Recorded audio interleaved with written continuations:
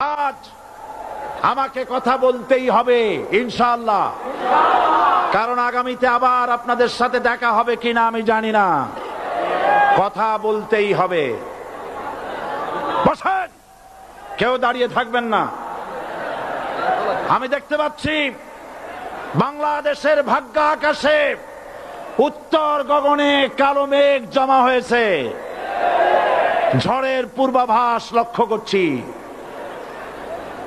যদি মোকাবেলা করতে না পারেন সক্ষম ভাবে, এমন অন্ধকার গাঢ় কালো অমাবস্যার রাত আসতে পারে যার সুবে সাদেক হওয়া অসম্ভব।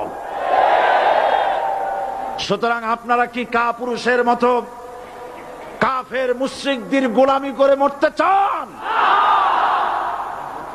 বিড়ালের মতো 500 বছর বেঁচে থাকার কোনো লাভ নাই।